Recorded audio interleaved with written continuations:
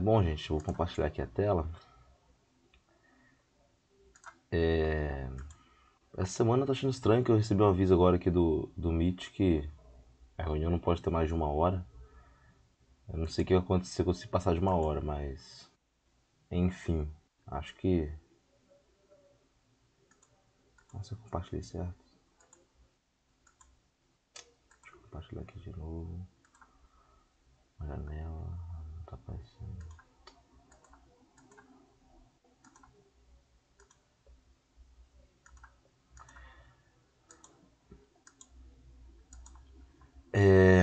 Enfim, gente, vocês estão enxergando aí a apresentação?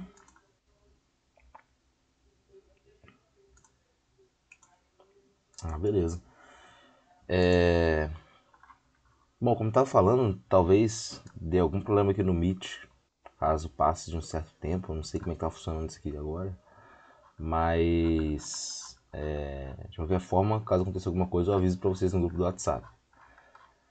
Estou adiantando aqui para onde a gente parou na última aula, né? Nós já falamos de, de alumínio, de cobre, de suas ligas, de tratamentos térmicos, né? Vimos de maneira bem abrangente esses dois tipos de materiais, né? Essas duas ligas, os dois materiais e suas ligas, né?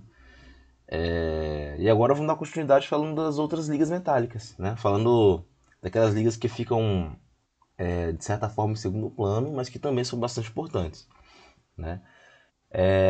Então vou começar logo. Deixa eu ver se estou gravando, tudo certo. Bom, começar falando sobre chumbo, estanho, zinco e suas ligas, né? Iniciando pelo chumbo, né? Chumbo acho que todo mundo já ouviu falar. Chumbo é um dos metais mais antigos conhecidos pelo homem, né? Ele tem 11,34 gramas por centímetro cúbico de densidade a 20 graus Celsius. O ponto de fusão é bem baixo, né? De 327 graus Celsius. A estrutura cristalina é CFC. O chumbo, no geral, ele apresenta baixa resistência mecânica. Ele é muito mole. É muito dúctil também, né? E também é resistente à corrosão. O chumbo ele é muito usado em aplicações onde, como base de máquinas, por exemplo, né? Onde tem a necessidade de se absorver grandes choques e vibrações. Então o chumbo ele encontra aplicação nesse sentido. A cor do chumbo é cinza azulada, né? Devido à formação de uma película de óxido de carbonato, né? Película superficial de óxido, devido à reação do próprio material do metal com o ambiente.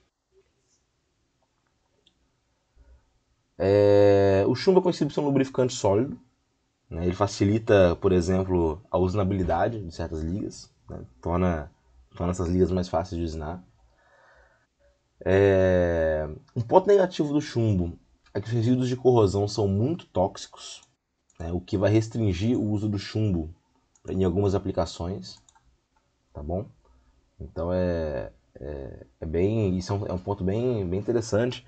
Eu fiz algumas pesquisas sobre material cerâmico, por exemplo, que é feito de chumbo, zircônio e titânio, que é o pessoal fala que é um cerâmico PZT, chumbo, zircônio e titânio. E algumas pesquisas recentes, elas tentam manter esse material com as mesmas propriedades elétricas que ele tem, que são muito boas, mas tentando reduzir o teor de chumbo, né? Colocando outro elemento, o érbio, que já não tem a toxicidade que o chumbo pode apresentar. Então, uma limitação de aplicação do chumbo é essa, é a questão de os resíduos de corrosão serem bastante tóxicos. Devido às suas propriedades, o chumbo e suas ligas são usados em aplicações como revestimento de cabos elétricos, né, para evitar que a umidade atinja o núcleo isolante do cabo, solda, ligas de mancais, né, aplicações químicas, impermeabilizantes em relação a intempéries. Né.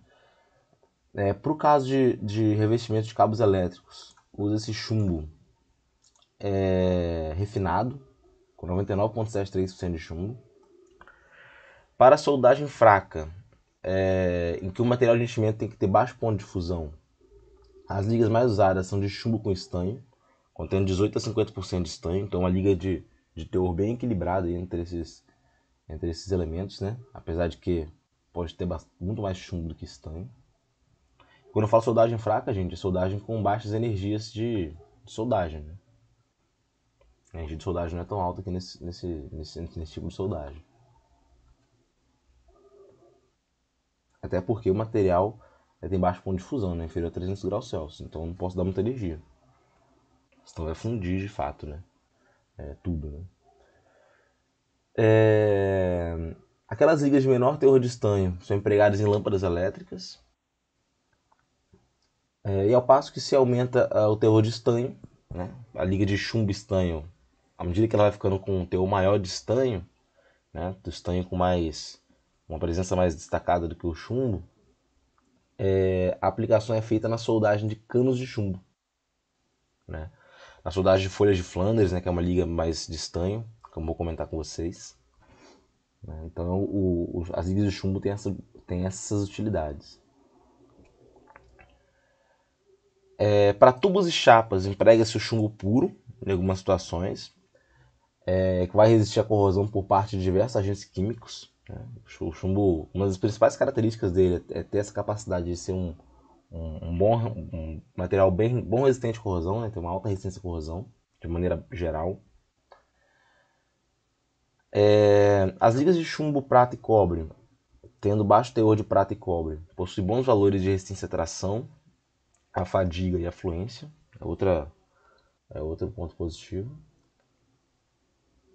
A liga de chumbo telúrio é a única liga de chumbo encruável, né, que pode sofrer encruamento. O que vai, obviamente, aumentar a resistência mecânica, a resistência à tração, né, a fadiga. Né. Uma aplicação bastante conhecida do chumbo é nas chamadas chapas chumbadas, né, que é a chapa de aço revestida com uma liga de chumbo com estanho, né, de maneira que haja uma proteção contra a corrosão. É a chapa chumbada. Beleza? Então é a aplicação de revestimento, na verdade. Né? A ideia dessas chapas chumbadas é combinar essa resistência mecânica do aço com a resistência à corrosão do chumbo. Né? De maneira que eu posso usar essas chapas em algumas aplicações que requer essas duas qualidades. Né? Como tanques de gasolina, tampas de válvulas para motor de combustão interno, extintores, calhas, por aí vai. Então essas chapas chumbadas elas têm bastante aplicação. Outra aplicação do chumbo, né, que algum grupo aí vai falar bastante no trabalho de semana que vem, é sobre os metais Babbitt, ou Babbitt, assim, enfim, eu acho que o mais correto é metais Babbitt, que são ligas de chumbo para mancais, né? Então, essas ligas podem ter chumbo, estanho, antimônio, arsênio, podem vir com cálcio, estanho e outros metais também. Né? São ligas voltadas para mancais, tá? Geralmente é a liga de principalmente chumbo e estanho. Né? Vocês vão falar mais sobre essa liga no trabalho de segunda-feira. Mas é isso. Né? O chumbo, quando pensar em chumbo, a gente tem que pensar numa resistência à corrosão boa, né? Da questão de ser um material que pode ser tóxico dependendo do ambiente. Então, se eu tenho a produção de algum produto, né, que seja para se consumir, né, um produto na indústria alimentícia, alguma coisa nesse sentido, talvez não seja interessante usar materiais contendo chumbo. Tá? A gente sabe que o chumbo é bastante tóxico. Né? Aliás, não o chumbo, mas os seus produtos de corrosão. E quando se pensar na adição de chumbo em uma liga, a gente tem que pensar sempre também em aumento de resistência à corrosão, na limitação que vai trazer o chumbo, já que ele tem um baixo ponto de fusão, né, menor que o do alumínio, e também no que ele pode trazer no sentido de melhorar a usabilidade, né? É um bom lubrificante sólido. Então o chumbo tem boas características interessantes. Né? O estanho, que é como se fosse o um primo do chumbo, né, falando assim, é um material com ponto de fusão menor ainda, de 232 graus Celsius. O peso específico, né, a densidade de 7,3 gramas por centímetro cúbico. A estrutura cristalina é tetragonal. Né? O estanho apresenta coloração branca prateada, com tintura levemente amarelada. Né? Aqui nessa imagem está até difícil de ver essa levemente amarelada, mas a gente Tem como ver que o estanho ela tem essa coloração um pouquinho amarelada. Aí tem um carretel de estanho aí para solda, né, como vocês podem ver aí. O estanho, dentre suas características, uma das que mais chama atenção, né, é que ele combina uma boa dutilidade, ou seja, é fácil dar forma para ele, né, ele é mole, ele é dúctil, ele é maleável, ele é altamente conformável, ele possui as características e combina com uma baixa resistência mecânica e alta resistência à corrosão. Então ele é dúctil e altamente resistente à corrosão. Então ele tem bastante aplicação. Ele pode ser empregado na forma de folhas, chapas e fios estanhados, né? Então você perceba que ele pode vir de formas diferentes, porque ele é facilmente deformável. Pode servir como elemento básico de certas ligas, né? O próprio bronze nada mais é que cobre com estanho. Né? Pode ser usado em mancais e soldas, né, como elemento secundário de ligas importantes. Enfim, né, tem várias aplicações de estanho. O estanho puro pode conter todas as impurezas que estão mostradas aí: antimônio, arsênio, bismuto, cobre, ferro, chumbo, níquel, cobalto, e enfim. Pode ter várias impurezas do estanho puro. A principal aplicação do estanho é na estanhação, né, de chapas ou folhas de aço, originando as conhecidas folhas de Flandres. Né? O que são as folhas de Flandres? É uma chapa de aço, ou uma folha de aço, que é revestido por estanho. Né? Que torna, para conferir essa chapa, que seria originalmente de aço, uma alta resistência à corrosão. Né? Então a ideia é fazer revestimento de estanho, seja por imersão a quente ou por eletrodeposição, e se criar essas folhas de Flandres, né? Que são um aço no seu interior com um revestimento de estanho. Né? E aí ele pode ser usado em várias aplicações, né? Como em latas, em recipientes para embalagem de produtos alimentícios, né? Enfim, folhas de Flandres dentro da indústria tem muitas aplicações. Aí tem alguns exemplos, né, mostrando, só para exemplificar, né, os rolos de estanho.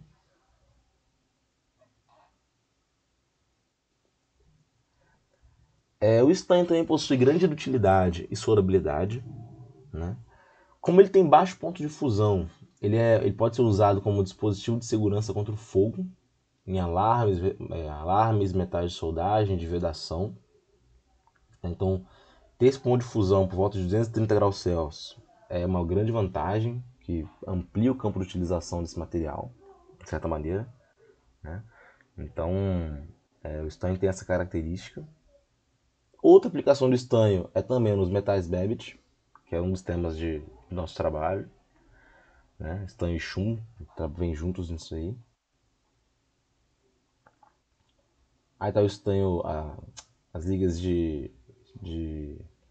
de estanho com chumbo para mancais, né? Metais Babbitt. Só para exemplificar aí, eles aparecendo dentro de um mancal de rolamento. De deslizamento, na verdade, né? Na verdade, da esquerda tá difícil de ver, né? Mas da direita tá esse mancal com duplamente cilíndrico aí, é um dos tipos específicos de mancais. Que pode aparecer esse tipo de material. Comparados com outros materiais para mancais, né? Essas ligas de estanho e chumbo, né? Os metais Babbitt, eles têm uma resistência à fadiga de certa forma mais baixa, o que torna esse material indicado para rotações não tão grandes, né? Para cargas não tão elevadas, né? Então, lembrando que para mancais, uma característica essencial que um material deve ter é ser altamente resistente à fadiga, já que o mancal ele trabalha com esforços cíclicos. Né? Um problema comum de mancal seria uma falha por fadiga. Então tem que ser um metal que tem boa resistência nesse sentido. Né? Como essas ligas de metais Babbitt, apesar de serem bastante usadas em mancais, elas têm uma resistência à fadiga não tão alta assim, essas ligas são recomendadas para condições de baixa carga. Tá? Mas isso é uma forma bem abrangente, tem várias exceções nesse sentido. Por outro lado, a resistência dessas ligas é bem maior que a das ligas à base de chumbo. Né? Essa combinação de chumbo e estanho confere uma resistência à corrosão melhor, né, em diversos ambientes. Quando se fala estanho, um ponto que talvez seja uma curiosidade, talvez seja mais por curiosidade, mas é legal comentar, é a questão da alotropia do estanho. Né? Alguém aí lembra o que é alotropia?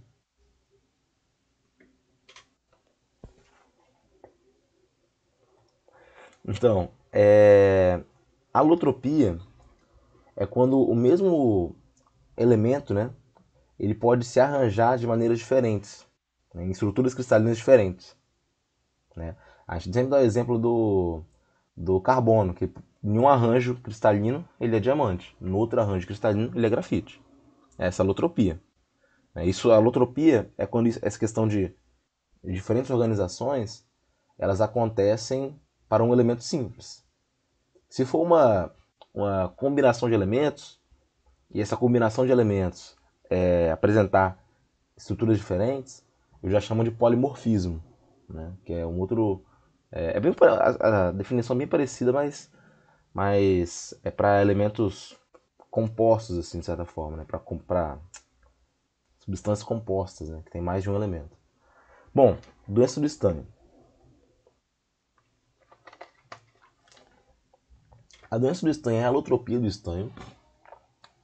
O estanho ele pode se organizar de duas maneiras. Ele pode se organizar em uma estrutura TCC, que é tetragonal de corpo centrado, que é conhecido como estanho branco, né? Como está na esquerda aqui. Ou CFC, que é o estanho, ou uma estrutura CFC, que é o estanho cinza. Então o estanho puro ele pode se organizar dessas duas maneiras. O estanho branco, o TCC, né? Ele é sólido, ele é dúctil, ele é bom condutor, ele é muito bom, ele tem várias aplicações. Esse é o estanho branco. O estanho cinza, ele é um pó frágil, né? Muito frágil. Ele praticamente não tem aplicabilidade, né? Então, eu tenho duas condições de estrutura. A estrutura tetragonal, que é boa, que me dá um material com características interessantes, e a estrutura cúbica de face centrada, que, para o caso do estanho, é bastante frágil, né? Não tem aplicabilidade. Quando que acontece a transformação de uma estrutura para outra? Quando eu resfrio abaixo de cerca de 13 graus Celsius. Eu tenho uma estrutura TCC, sólida, maleável, em temperatura ambiente, mas eu começo a resfriar abaixo de 13 graus Celsius, ele sofre essa transformação metalúrgica, se arranjando dessa maneira aqui, à direita. Né? Então isso é conhecido como doença do estanho. Por que é a doença do estanho? Reza a lenda, né? Não vou falar que isso é um fato cientificamente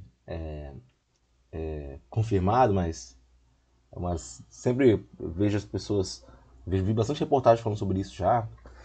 É que na época daquelas guerras mais antigas, na época de Napoleão, quando ele invadiu a Rússia, né? A gente sabe que ele se deu mal na tentativa de invadir a Rússia. Acontecia que muitas vezes os botões das roupas dos soldados eles começavam a se desfazer, né? À medida que eles entravam no território russo e que ia se resfriando, resfriando, resfriando. Estava no inverno. O que acontecia? Esses botões eles eram feitos à base de estanho. Então, à medida que eles resfriavam a temperatura muito baixa, que é abaixo de 13 graus Celsius, é comum, né, nessas áreas.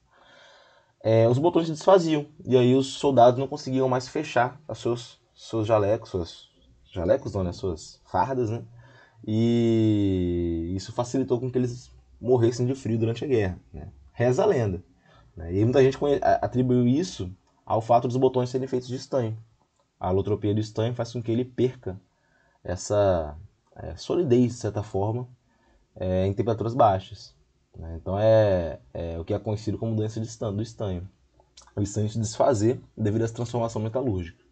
Esse é um ponto curioso do estanho, podemos dizer assim. Tá bom? Essa é uma limitação. Mas isso pensando mais no estanho puro, tá? Que sofre essa alotropia. Tem essas formas alotrópicas diferentes. Beleza? Zinco, né? O zinco ele tem uma densidade de 7,13 gramas por centímetro cúbico. O ponto de fusão do zinco é de 419,4 graus Celsius. Né? Então o zinco ele já tem um ponto de fusão maior do que o estanho. Tem uma estrutura hexagonal compacta. O zinco, como a gente já viu, né, na presença dele no latão, ele é altamente resistente à corrosão, né, porque naturalmente ele produz uma película protetora de hidrocarbonato. Então ele quando é exposto ao ar úmido, o zinco ele naturalmente faz uma película protetora. Né? Eu falei um pouco sobre a película nas aulas passadas, né? Que é formar uma película de óxido na superfície que vai proteger o metal do ambiente, resumidamente. Né? O zinco é muito maleável, entre 100 e 150 graus Celsius, né? E pode ser laminado em chapas e estirado em fios, ou seja, extremamente maleável, extremamente dúctil. O zinco tem boa usabilidade e coloração branca azulada. A principal aplicação do zinco é em chapas galvanizadas, né? E em latões. Então, chapas galvanizadas são chapas de aço onde tem um recobrimento de zinco. Né? Chapas galvanizadas. E latões, que a gente já viu, que são ligas de cobre com zinco. Eles podem ser usados em chapas para telhados e calhas, ligas para fundição sob pressão, como substância química na forma de pigmentos. Né? O zinco tem várias aplicações. Lembrando que o zinco ele tem aquele problema de as ligas de latão contendo zinco, né? Ligas de cobre de zinco, elas têm aquele problema da desmistificação, que é a corrosão preferencial do zinco, né?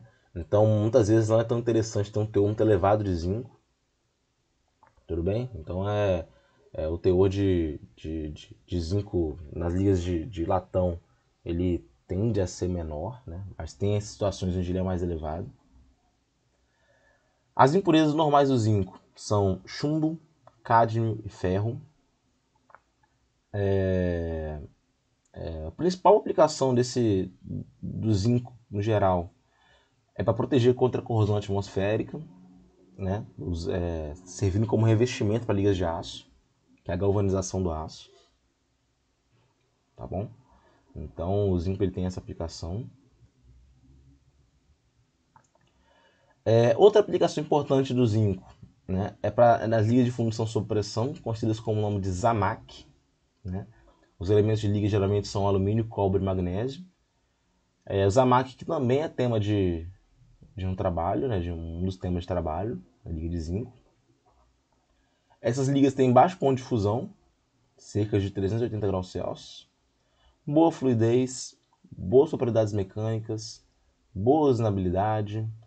Elas podem ser facilmente revestidas por eletrodeposição, né? Revestimento pode ser feito de cobre, de níquel, de cromo, enfim. Essa liga apresenta todas essas possibilidades. Outra aplicação do zinco é em material de soldagem fraca, né, com energia de soldagem baixa. Essas ligas elas têm boa penetração intergranular, o que confere uma junta de alta resistência, né? Uma junta soldada de alta resistência, então ela vai penetrar bem nessas regiões entre grãos. Né? E, enfim, sobre o zinco é isso. Né? Ali, quando pensar no zinco, a gente tem que pensar em boa resistência à corrosão, em aplicação em latão, em aplicação em chapas galvanizadas. Né? Eles encontram uma aplicação dessas maneiras. Até aqui, alguma dúvida, gente? Você quer perguntar alguma coisa? Não? Deixa eu dar uma olhada aqui no chat. Tranquilo. Bom, vamos lá então. Níquel, titânio, zircônio, magnésio e suas ligas. Para encerrar a aula de hoje. Encerrar esse tópico de ligas não ferrosas, na verdade. Níquel. Ele tem um ponto de fusão alto, de 1455 graus Celsius. Peso específico de 8,88 gramas por centímetro cúbico. Né? O níquel, eu já até adiantei em aulas anteriores, né, quando eu falei das ligas cuproníquel.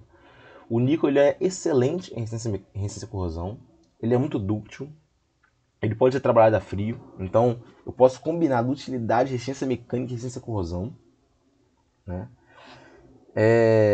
Ele é muito tenaz, né? Dá para se usinar, ele tem o ponto negativo de não ser tratável termicamente, mas por ele ter a possibilidade de ser trabalhado a frio, ele pode apresentar alta resistência mecânica. A liga de níquel, ela tem uma combinação muito boa de propriedades, as ligas de níquel no geral. Elas são excelentes em resistência à corrosão, né? Tem boas qualidades mecânicas, né? Resistência mecânica. Resiste a temperaturas tanto muito altas quanto muito baixas, porém o custo da liga é alto. Né? Então ela tem coisas muito boas, só que é muito cara. Então o níquel, ele muitas vezes ele é preterido por causa disso, né? Por ele ter um custo muito elevado. Né? Não só as ligas de níquel, mas até mesmo o níquel como elemento de liga. Né? As ligas cuproníquel não tendem a ter um teor muito elevado de níquel, exatamente por essa questão do custo. A maioria das ligas de níquel elas podem operar a temperaturas próximas de menos 200 graus Celsius. Né? Porém, a gente não costuma encontrar ligas de níquel nessas aplicações, porque aí já podem aparecer soluções mais baratas. Né? Por exemplo, algumas ligas de ácido inoxidável austenítico, elas suportam bem essas temperaturas criogênicas. Né? Algumas ligas de alumínio também. O níquel ele é facilmente soldável, outro ponto positivo desse material.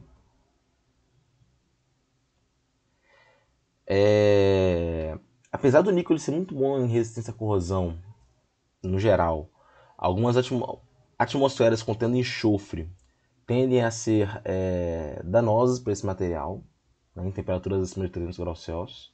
Então, atmosferas sulfurosas, a gente pode falar que é um dos pontos fracos do níquel. Né? Vão se formar sulfetos, vão fragilizar o metal, vão causar corrosão uniforme intergranular. Então é um ponto de vulnerabilidade das ligas de níquel. Aqui eu tenho algumas ligas de níquel, né? Níquel comercial, né, que é 99% de níquel.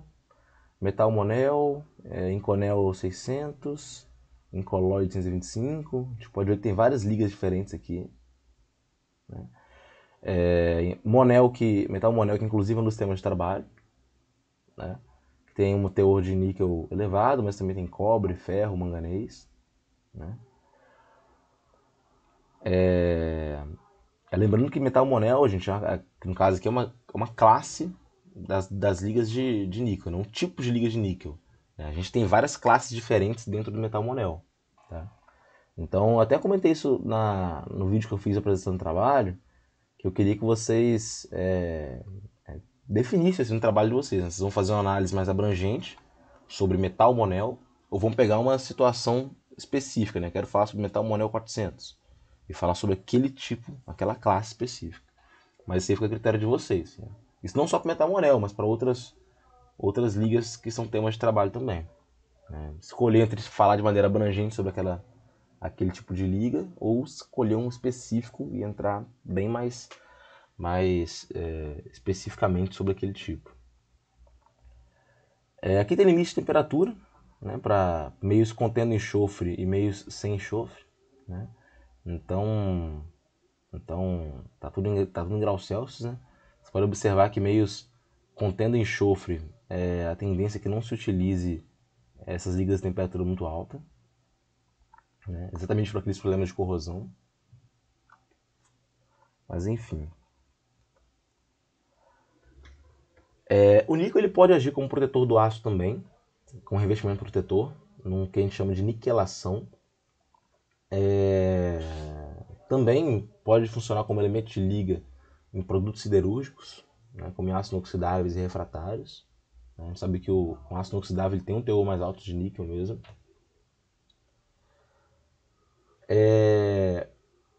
O níquel é para o cobre um importante elemento de liga para formar as alpacas e as ligas cobre-níquel.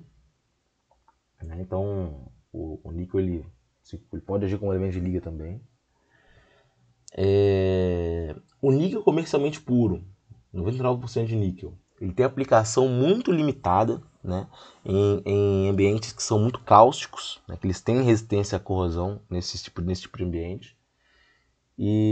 Mas assim, a aplicação dessas ligas de níquel comercialmente pura, é bem limitado, porque, como eu falei, o níquel é caro. Agora, uma liga de níquel pura é extremamente caro, então só é usado quando não tem outra alternativa.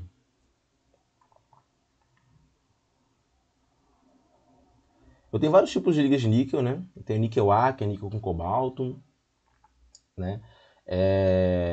O níquel D, que é níquel com manganês, né? Cada um com suas aplicações, né? O níquel A é usado na indústria química, na produção de soda cáustica, em revestimento de níquel, né? Na niquelação. O níquel D é muito resistente à corrosão por compostos de enxofre a temperaturas elevadas, em atmosferas oxidantes e redutoras, né? Ele é aplicado em fios de velas de ignição, níquel D. Eu tenho o dura-níquel, que é níquel e alumínio, utilizado em aplicações industriais que tentam combinar alta resistência mecânica com alta resistência à corrosão, né? Varetas de bombas, molas e eixos. Eu tenho o cast níquel, que é níquel e silício, usado em equipamento de manuseio de substâncias corrosivas, como materiais cáusticos, né? E quando se deseja evitar a contaminação de um produto pela ação de cobre ou de ferro. Então é uma aplicação desse tipo de material. Entre as ligas à base de níquel, destaca-se a Monel, que contém cerca de 30% de cobre, ferro, silício, enxofre, carbono e manganês, uma combinação desses elementos aí. O anel ele é tenaz, ele tem resistência superior à do aço médio carbono e excelente resistência à corrosão, né? Pode ser usado em equipamento hospitalar, equipamento para a indústria química, farmacêutica, têxtil, etc.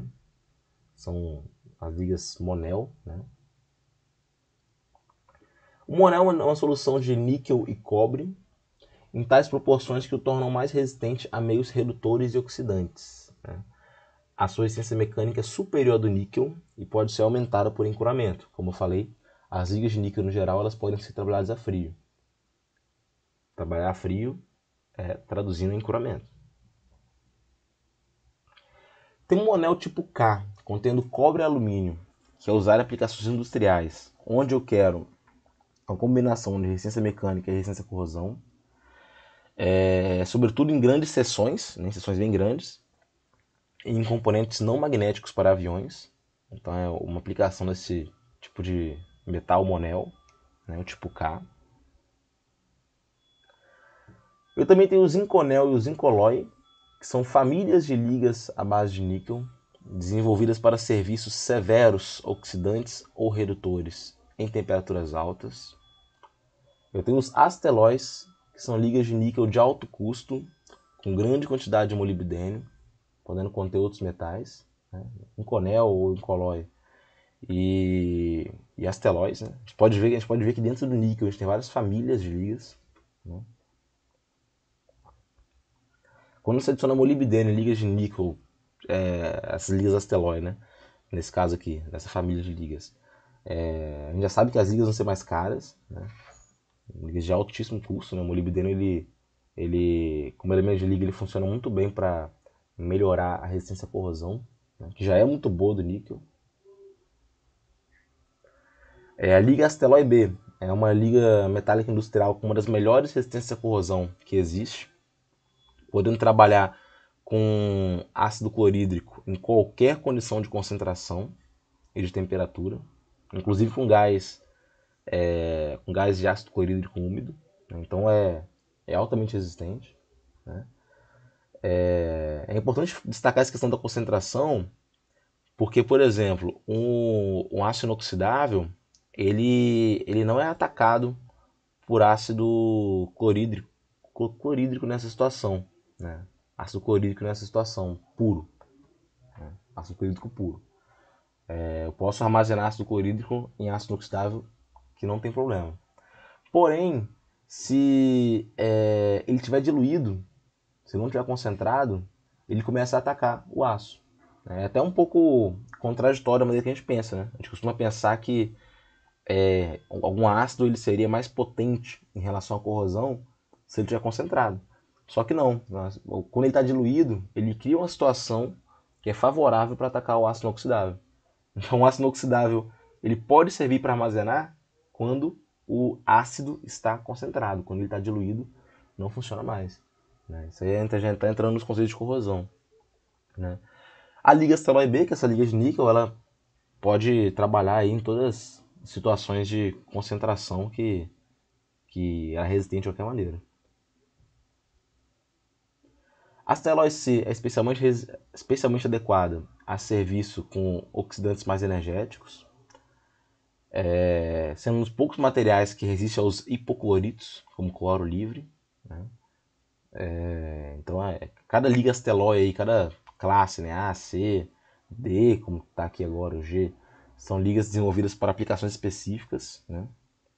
O asteroide D é desenvolvido para ambientes com ácido sulfúrico, enquanto que o asteroide G tem excelente resistência a ácido sulfúrico e fosfórico, mesmo em temperaturas mais altas.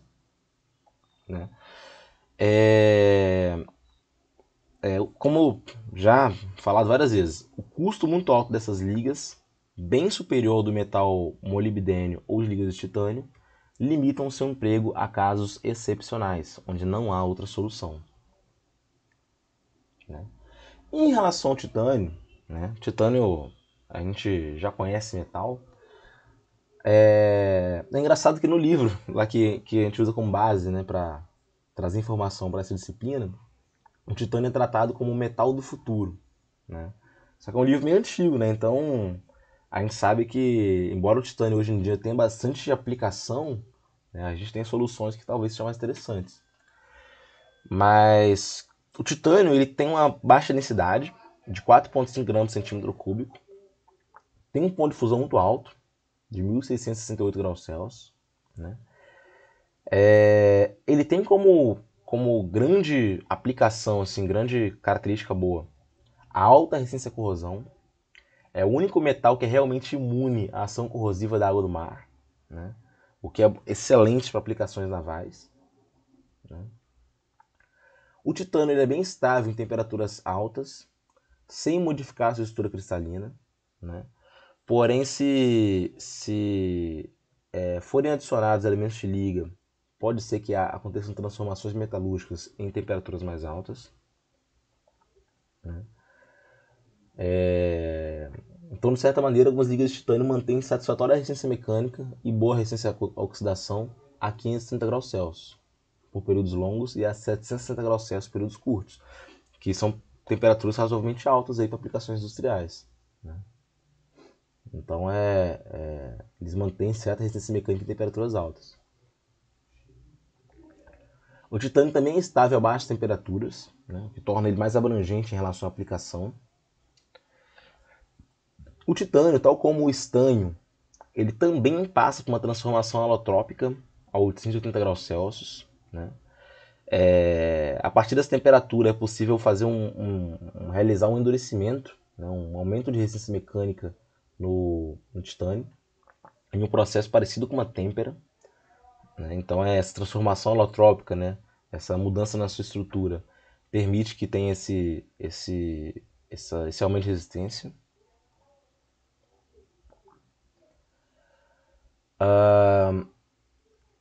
Ligas de titânio que podem ser usadas com 99,2% de titânio, ou seja, praticamente puro. É usado onde quer combinar dutilidade, né, e resistência mecânica. Né? Então eu quero ter utilidade para poder conformar e uma boa resistência mecânica. Então,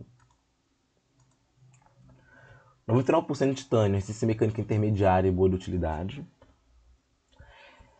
Essa liga de titânio, alumínio e vanádio tem suas principais aplicações essa boa relação de resistência mecânica e peso. Né? Uma liga bastante usada em indústria aeronáutica. Né? Isso que tem outro tema de trabalho, essa liga de titânio, alumínio e vanádio. Né? Vamos falar que ela tem bastante aplicação em indústria aeronáutica, né? Até por conta dessa relação boa entre resistência mecânica e peso.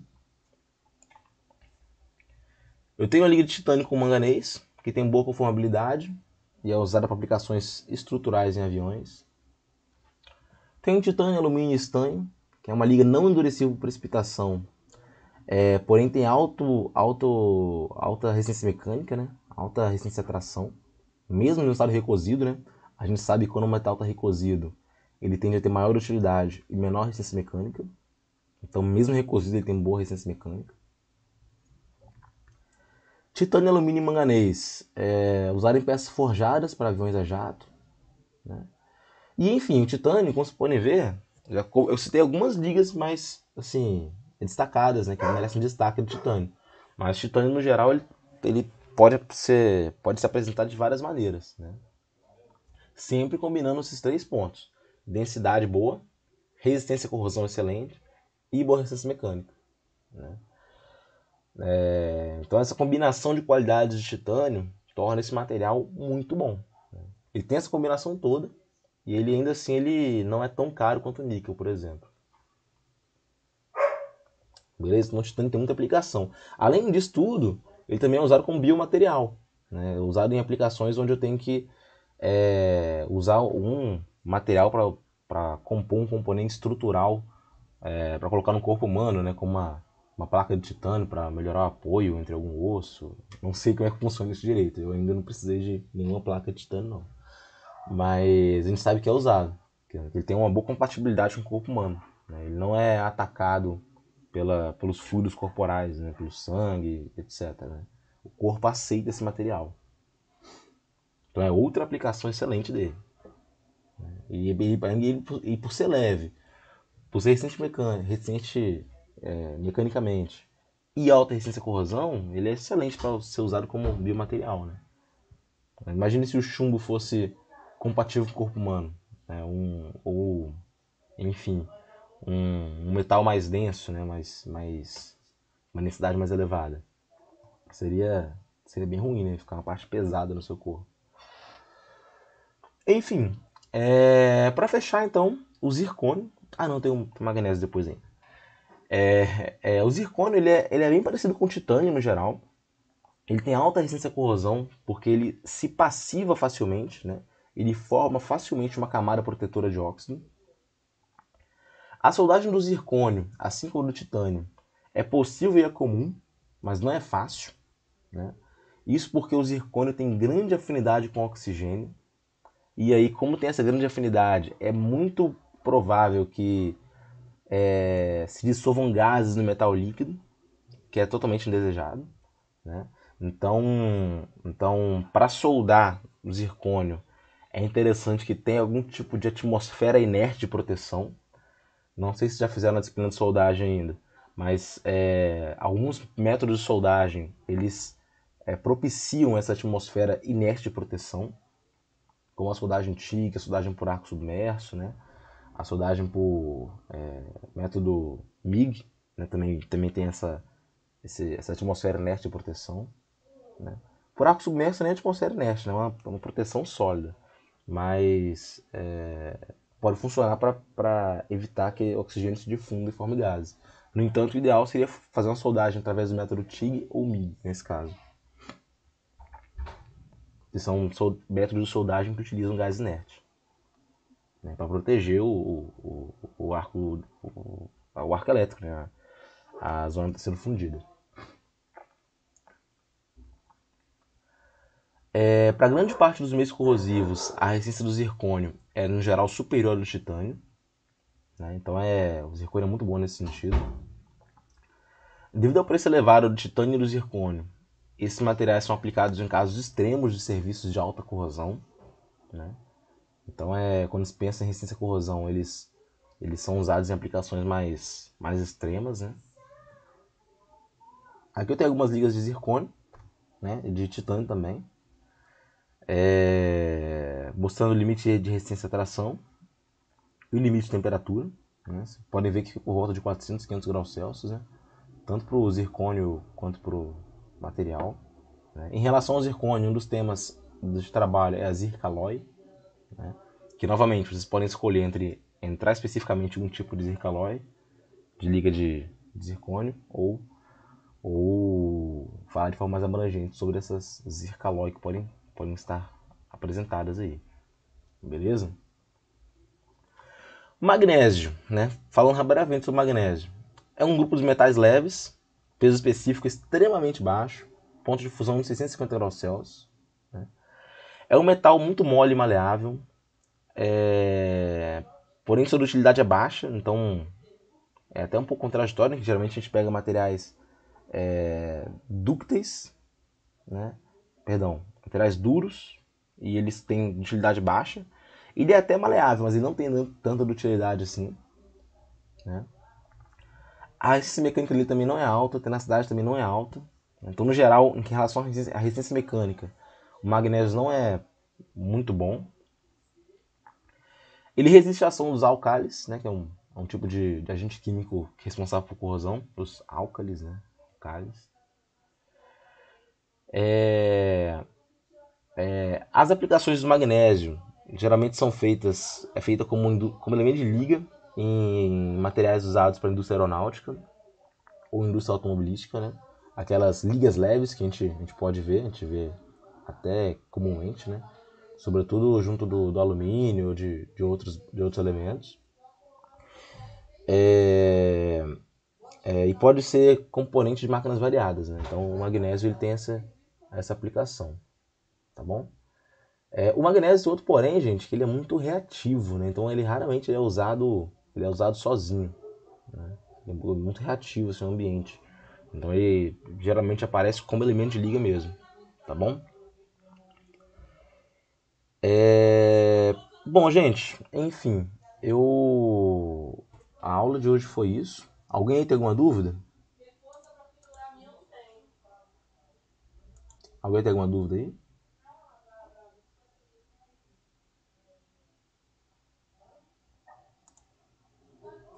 Tranquilo, de boa, tranquilo. Gente, então, deixa eu encerrar aqui a aula, encerrar aqui a gravação,